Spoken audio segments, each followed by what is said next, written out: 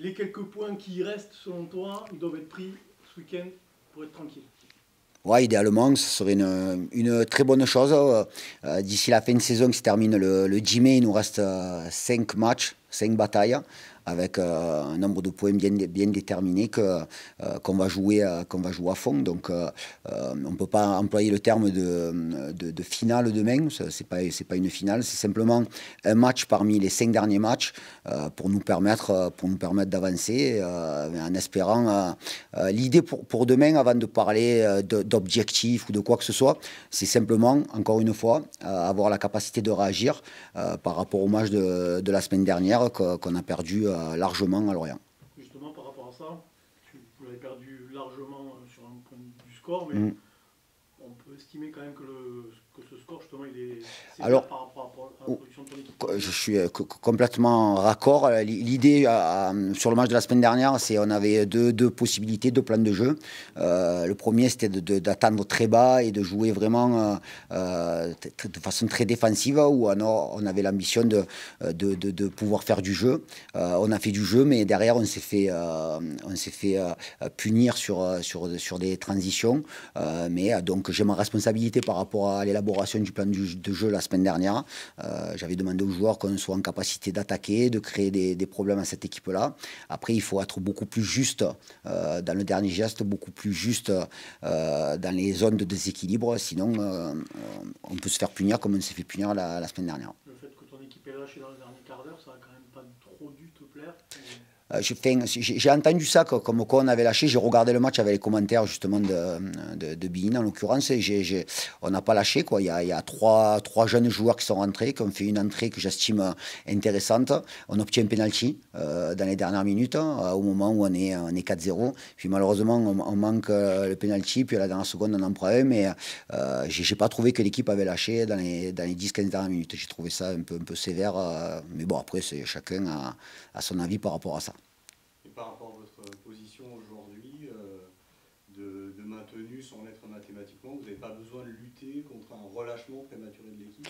Je lutte pas, mais je suis exigeant par rapport à ça, ouais, effectivement, parce que je le disais en préambule, il reste 5 matchs. C'est pour moi 5 batailles, 5 matchs qui vont nous permettre d'aller chercher des points supplémentaires avec des contenus, je l'espère, intéressants. Voilà. Et quels que soient les matchs, quels que soient les contextes, quel que soit l'environnement, chaque match pour un compétiteur, c'est quelque chose d'important. Voilà. Donc pour les jeunes, pour les anciens. Donc l'important aujourd'hui, effectivement, c'est d'atteindre cette barre symbolique des 40. Mais chaque joueur qui débute un match ou qui est amené à rentrer dans un match, il a quelque chose à prouver, ne serait-ce que pour lui-même. Mais vous dites quoi? On a le temps ou Non. le plus tôt sera mieux? Non, alors je parle pas, il n'y a pas de projection temporelle par rapport à mes réflexions. C'est simplement, on parle souvent de contenu. Voilà, on parle souvent de contenu, de plan de jeu et d'attitude collective à avoir. Et donc, effectivement, l'exigence demeure et elle a toujours demeuré. Il n'y a pas eu de relâchement, même si, effectivement, après la victoire d'Annecy, les joueurs, alors pas les joueurs, mais peut-être l'environnement en général, on a annoncé un maintien, comme a pu le faire la semaine dernière à la C Ajaccio. Et donc, il faut simplement être vigilant. Et quelles que soient les choses qui vont se passer dans les semaines à venir, je serai et le staff sera exigeant jusqu'à l'issue de la saison. Quel a été le contenu de la semaine à l'entraînement? Le contenu de la semaine, simplement la préparation par rapport à un adversaire, ça ne vous a pas échappé, qui a changé de coach lundi. Donc on a fait notre travail habituel sur la vidéo, bien sûr en imaginant qu'il puisse avoir certains mouvements dans l'équipe, puisqu'il y a un nouveau coach qui était directeur de la formation, donc il est possible qu'on retrouve des joueurs un peu plus jeunes dans le groupe. Après, je suppose de rien, mais simplement c'est toujours un moment, quand il y a un changement d'entraîneur, qu'il faut prendre en compte, quoi, parce qu'il peut y avoir ou un changement de système, un changement d'organisation, ou un changement de joueur, tout simplement. Donc on a fait un état des lieux de leur effectif, et on a fait comme toutes les semaines, on a essayé de diagnostiquer au mieux cette équipe clermontoise. Jusqu'à présent, sans tenir compte évidemment de ce qui va se passer, puisqu'on ne connaît pas les principes de ce nouvel entraîneur, comment on peut la caractériser, cette équipe, sinon? Bah, c'est une équipe qui est aujourd'hui dans une situation où personne s'y attendait, quoi. Au départ, c'est une équipe qui avait l'ambition de truster les premières places. On le sait, on le répète, que c'est jamais évident quand on fixe un objectif en début de saison et qu'on se retrouve dans une situation délicate de pouvoir switcher. Donc c'est toujours difficile. Le fait qu'il y ait Sébastien Mazera qui prenne l'équipe aujourd'hui, il en a parlé, mais ça me paraît tout à fait légitime. C'est un peu l'héritage de Pascal Gastien. Donc après, en termes d'organisation, en termes de plan de jeu, je ne sais pas exactement ce qui va se passer, mais en tout cas, il y a un héritage assumé de Pascal Gastien. Que ce soit toi ou même Didier Tolo, vous aviez souvent pris par le passé ce club de Clermont comme un exemple à suivre pour le POFC, dans sa manière de fonctionner, etc. Ouais. Est-ce que cette saison-là, elle change ce point de vue ou pas forcément? Non, ça ne change pas le point de vue. Il peut arriver dans une saison où justement on joue un championnat et puis ça ne se passe pas comme voulu. Mais moi, je parlais surtout, alors je ne sais pas pour Didier, mais de la philosophie globale et l'émancipation de ce club à travers son centre de formation qui a été dans un premier temps mutualisé avec le club de rugby. Et j'ai trouvé, puisque j'étais allé visiter ce club-là, qu'il y avait des bonnes idées pour des clubs aux moyens limités. Voilà. Donc je garde le même avis malgré la situation actuelle du Clermont Foot. Demain, c'est quand même pas un match comme les autres pour vous. Si vous gagnez, c'est aussi le maintien assuré, une fin de saison plus tranquille, même si vous jouez jusqu'au bout évidemment, mais bon, dans l'approche, c'est quand même pas la même chose. Ouais, non, dans l'approche, très sincèrement, je le répète encore une fois, c'est surtout avoir une réaction par rapport au match de la semaine dernière. Non, parce qu'effectivement, quand on perd aussi largement, on a envie d'avoir une réaction collective ou individuelle. Après, par rapport au fait, je n'ai pas parlé de maintien cette semaine, hein, j'ai simplement évoqué les axes d'amélioration qu'on devait mettre en place demain soir par rapport à ce qu'on a fait la semaine dernière. Mais quel que soit le résultat demain, quelle que soit l'issue du match ou quel que soit le résultat, il n'y aura ni d'allégresse ni de tristesse. Tu n'as pas parlé de maintien cette semaine, tu en avais parlé la semaine dernière. Est-ce que c'est parce que tu considères que, vu qu'il n'y a plus que 15 points à prendre et que votre avance n'a pas bougé, non. C'est un peu plus fait que la semaine dernière? Non, disons qu'on est resté au même niveau, même si on n'est pas resté au même niveau, parce que les 2 buts encaissés supplémentaires à Lorient nous ont fait perdre une place, donc c'est pas anecdotique. Et l'idée, c'est vraiment d'être focus sur ce qu'on doit proposer demain dans nos intentions et dans nos attitudes collectives. Quel levier on actionne quand on prend un score sévère comme ça? Bon, on parle souvent d'orgueil. Souvent d'orgueil et simplement l'idée pour être performant, c'est que chaque joueur doit être à son potentiel max. Alors c'est jamais évident, il y a toujours des baisses de régime pour certains, mais pour pouvoir trouver une osmose collective, il faut que chacun dans sa zone de terrain soit performant tout simplement, et ça n'a pas été le cas la semaine dernière. On en a parlé avec les joueurs, bien entendu je ne vais pas vous dire les noms qu'on a évoqué, mais oui, on a besoin des 18 joueurs dans les meilleures dispositions mentales et athlétiques. Tu parles souvent de nombre de points à atteindre, tu parles aussi auprès des joueurs d'une place à atteindre peut-être? Non. Qui serait, Non. Je sais que les joueurs reprennent souvent, j'ai entendu Khalid le dire la semaine dernière, l'idée des dizaines de points. Donc aujourd'hui, effectivement, on a la quarantaine qui est à portée de pied. Voilà, mais c'était pareil la semaine dernière. Il n'y a pas d'objectif de classement fixé. L'important, c'est simplement, avant de parler c'est atteindre son objectif. Quoi, voilà. Et aujourd'hui, mathématiquement, cet objectif n'est pas atteint. Donc faisons en sorte, je le dis encore une fois, de pouvoir l'atteindre par notre performance, par nos contenus et pas en regardant le téléphone après les matchs.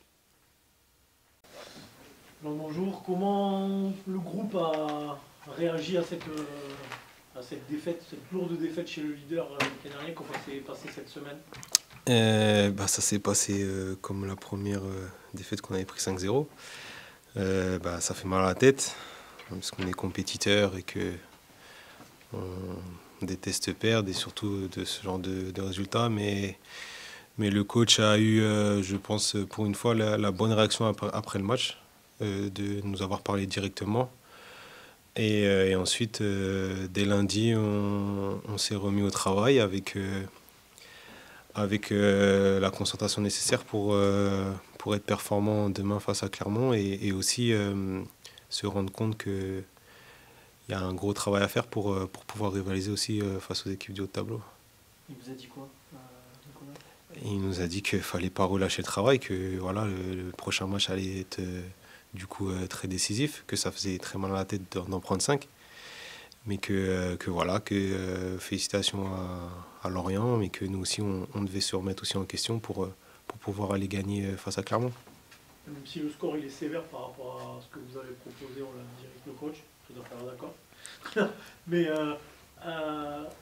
avec ton expérience, est-ce que tu as senti peut-être un petit relâchement? On le sait, il est souvent pas volontaire, mais il existe parce que le maintien, il y en a qui disent qu'il s'est fait, il y en a qui disent que c'est pas fait. En fait, moi, je pense pas que ce soit un relâchement. Je pense qu'en fait, c'est qu'au bout d'un moment, il faut qu'on soit conscient de savoir ce que l'on veut et savoir ce qu'il faut pour jouer des matchs de haut niveau face à des équipes de haut niveau. Actuellement, le leader de la Ligue 2 qui est Lorient. Et je pense pas que ce soit un relâchement, en fait. C'est juste être conscient, en fait, de ce que c'est de jouer ce genre de match. C'est vrai, on a joué d'autres équipes comme Dunkerque, Metz qui étaient au tableau, mais à l'heure actuelle, on est très avancé dans le championnat.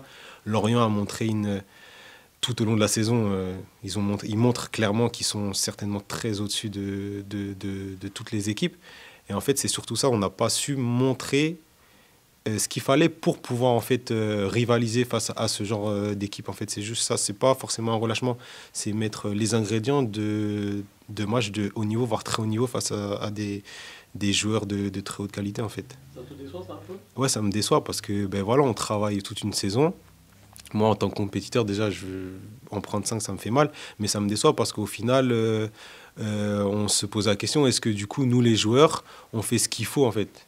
Et le groupe en fait, et moi c'est surtout ça qui me déçoit parce que dans le groupe il y a de la qualité, mais au final on réitère ce qu'on a fait à domicile par exemple sans prendre 5, et moi ça me gêne, ça me dérange. T'as l'impression que ce groupe il apprend pas forcément de ses erreurs entre guillemets? Si, il apprend parce qu'on a quand même une progression dans la saison, mais sur ça on n'a pas appris au final, sur ce point-là, sur le fait de se dire que voilà, on va jouer une équipe de haut niveau, ou alors on est en train de prendre peut-être l'eau sur un match, comme ça a été le cas face à Rodez quand on a pris 5. Qu'est-ce qu'on fait? Quelle réaction on doit avoir? Quel état d'esprit on doit remettre? Quel ingrédient on remet pendant la deuxième mi-temps, par exemple, à Lorient, pour ne pas justement passer de 2-0 à 5-0 à la fin du match? Et en fait, c'est ça, en fait. Mais ça vient avec le temps. C'est un tout. C'est peut-être prendre conscience de la physionomie du match, comment elle est en train de se dérouler, etc. Après, ça vient peut-être aussi avec le temps et la maturité. Mais moi, c'est surtout sur cet aspect-là où je suis un peu agacé. Ouais. Comment on gère quand on est joueur, on n'est pas loin du maintien, comme ça, mais qu'il reste encore ces petits points comment on gère ça? On gère ça, déjà avant tout, on est compétiteur, donc déjà tous les matchs, on doit les jouer pour les gagner. Le maintien, c'est vrai, c'est l'objectif premier. Donc là, en fait, on doit être focalisé sur nous, sur le groupe doit être focalisé sur les performances, sur les attentes que le coach nous demande. Et après, en fait, c'est sortir tout ce qu'on a dans le ventre pour aller chercher vraiment ce maintien. Est-ce que du coup, le match de demain, si l'objectif c'est bien le maintien, vous l'abordez différemment parce que c'est pas un match comme les autres? Non, on ne l'aborde pas différemment parce qu'on va dire que déjà on est à domicile. Donc en fait, nous, notre mot d'ordre à domicile, c'est faire plaisir à notre public déjà dans un premier temps. Déjà montrer en fait quelle est l'image du club, l'image de l'effectif que le coach a monté cette saison. Donc après, on le sait, on ne va pas jouer demain, par exemple, avec le couteau sous la gorge, par exemple. Mais on doit montrer demain, en fait, que ce maintien-là, on a été le chercher nous-mêmes. On doit montrer, c'est l'image qu'on doit montrer, peu importe les résultats. On doit montrer vraiment l'image qui est ce groupe-là de 2024-2025. On est bon? Un mot peut-être sur l'adversaire, Clermontois. Oui. Donc il y avait eu 2-2 au match aller. On sait que ça a changé de coach lundi, mais il faut s'attendre à quoi, grosso modo, face à ce genre d'équipe-là? On va s'attendre à une équipe déjà qui a un objectif clair de se sortir de cette situation-là. Je pense que on l'a connu, on a connu cette situation-là. Donc on va s'attendre à une équipe déjà déterminée qui va mettre beaucoup d'engagement. On le sait parce que quand on est un peu dos au mur, c'est les premiers ingrédients qu'on doit mettre lors de ce genre de match. Et certainement une équipe qui peut arriver avec le doute. Et si elle a le doute, c'est à nous aussi de leur faire perdurer.